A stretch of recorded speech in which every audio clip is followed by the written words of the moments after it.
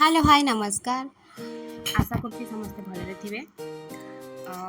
ଆଜି ମୁଁ ଆପଣଙ୍କ ସହିତ କିନ୍ତୁ ସେୟାର କରିବା ପାଇଁ ଯାଉଛି ଗୋଟେ ୟୁନିକ୍ ରେସିପି। ସେଇଟା ହେଉଛି ପୋଟଳ କିମା। ଏଇ ରେସିପିଟା ମୋ ମୁଣ୍ଡକୁ ଗୋଟେ ହଠାତ୍ ଆସିଲା, ବାସ୍ ମୁଁ କରିଦେଲି। କିନ୍ତୁ ଆପଣ କରିବେ, ଖାଇବେ ଆଉ ଆପଣ ପରିବାର ଲୋକଙ୍କୁ ଖୁଆଇବେ ଆଉ ମୋତେ ସିଓର ଜଣାଇବେ କେମିତି ଲାଗିଲା। ଠିକ୍ ଅଛି, ଆମେ ପ୍ରଥମେ ପୋଟଳକୁ ଧୋଇ ନେବା। ଧୋଇ ସାରିଲା ପରେ तार चोपा छड़ेकी दी साइड को काटिदेबा। देखिपे मुझे पोटल केमती पूरा पूरा चुन चुन कर दूची। ये एमती ही आप करदे।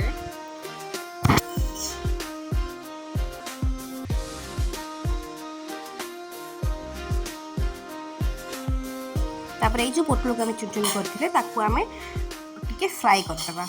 एबे मु करे बसिली तेल 2 ରୁ 3 ଚାମଚ बास देबे। ଆପଣ ଯେଉଁ ତେଲ ୟୁଜ୍ କରିପାରିବେ। ସୋରିଷ ତେଲ ଟିକେ ମୁଁ ୟୁଜ୍ କରୁଛି, ବଟ୍ ରିଫାଇନ୍ ତେଲ ୟୁଜ୍ କରିପାରିବେ, କିଛି ନୋ ପ୍ରୋବ୍ଲେମ୍।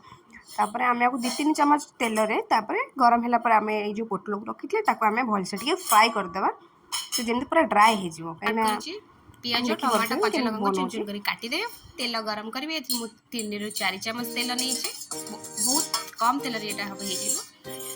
ସେଥିରେ ମୁଁ ଗୋଟା ମସଲା ପକେଇଦେଲି। ତାପରେ ରଖିଥିବା ପିଆଜକୁ पकईदेली, कंचा लंका पकईदेली, टमाटो थी सब पूरा फ्राए होगा पर मैं 3-4 चामच दही आड कर। दहीटा हूँ मेन जोटा कि टेस्ट बहुत लगे पकईले। हल्दी गुंड लंका गुंड देदेबा। जीरा गुंड, धनिया गुंड आउ मीट मसला हो कि चिकेन मसला हो पकईदेबा।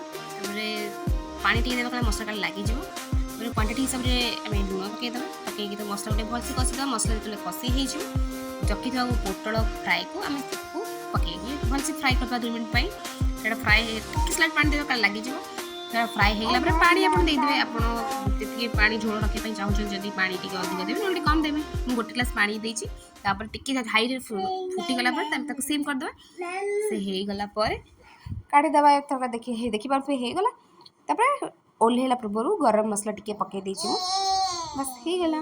आपको खाइबे आ मते सियोर कमेंट जणेबे।